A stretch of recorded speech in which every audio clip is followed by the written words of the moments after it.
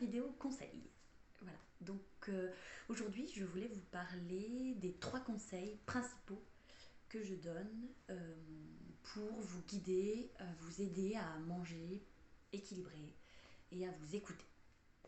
Voilà, donc la première phrase que j'aime beaucoup donner à mes patients, c'est celle-ci, donc manger de tout en quantité raisonnable. Qu'est-ce que ça veut dire? Ça veut dire que qu'on peut tout manger, effectivement. Il n'y a pas d'aliments à diaboliser, il n'y a pas de groupe d'aliments à diaboliser. Notre organisme a besoin de tout, donc des féculents, de la viande, du poisson, des œufs, des protéines végétales, des légumes, les fruits, les produits laitiers, le sucre, la matière grasse. Voilà, toutes ces choses-là, notre organisme en a besoin pour fonctionner. Pour faire fonctionner nos organes, pour nous faire fonctionner nous, tout simplement. Voilà, on en a besoin vraiment. Donc il faut manger de tout, mais juste arriver à équilibrer ces quantités. Et puis ça nous permet de varier notre alimentation, tout simplement. Parce que manger tout le temps la même chose, ou se restreindre trop, ça n'a vraiment pas de bon impact sur notre poids, généralement. Voilà, donc sur cette première phrase qui est vraiment à bien prendre en compte et à essayer de suivre. Mangez de tout.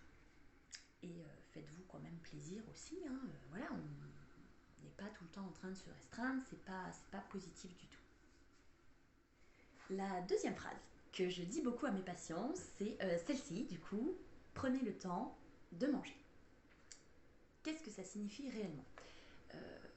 Déjà, à savoir qu'un repas complet devrait minimum durer 30 minutes, de la première bouchée à la dernière bouchée. C'est vraiment un des conseils principaux euh, qui fait beaucoup de choses. C'est-à-dire que donc on prend le temps de manger. Voilà, on mastique en fait, on mastique bien. Moi je conseille de mastiquer minimum 5 à 10 fois une bouchée. Je donne cette fourchette parce que tout dépend de la forme de l'aliment. On ne va pas mâcher autant une purée qu'un morceau de steak, par exemple. Voilà, donc minimum 30 minutes pour un repas, mâchez 5 à 10 fois votre bouchée. Quel impact ça aura, ça? Déjà, de prendre le temps d'aller au-delà de 20 minutes pour un repas, ça fait que les bons messages s'enverront au bon moment. Une fois que l'estomac est plein, le cerveau va pouvoir le capter et vous dire stop, stop, stop, ça suffit, je suis rempli, il faut arrêter de manger, par exemple. Voilà. Et deuxième chose, c'est que pour votre digestion, ça sera beaucoup plus intéressant. Si vous mastiquez bien, si les aliments sont bien réduits en purée, du coup, l'estomac aura beaucoup moins de travail pour digérer et vous digérez beaucoup mieux, tout simplement aussi. Donc c'est bon aussi du coup pour votre transit derrière. Voilà. Donc vraiment, prendre le temps de manger et bien mastiquer. Deuxième conseil, hyper important. Et ma troisième phrase, la troisième phrase que je dis aussi beaucoup à mes patients, c'est donc celle-ci, manger en pleine conscience. Voilà. Être à l'écoute en fait de ses sensations. Euh, Ça rejoint beaucoup le fait de prendre le temps de manger. Plus on prend le temps de manger, plus on pourra manger en pleine conscience, en étant conscient de ce qu'on est en train de faire. Souvent on mange par automatisme, on mange parce qu'il faut manger.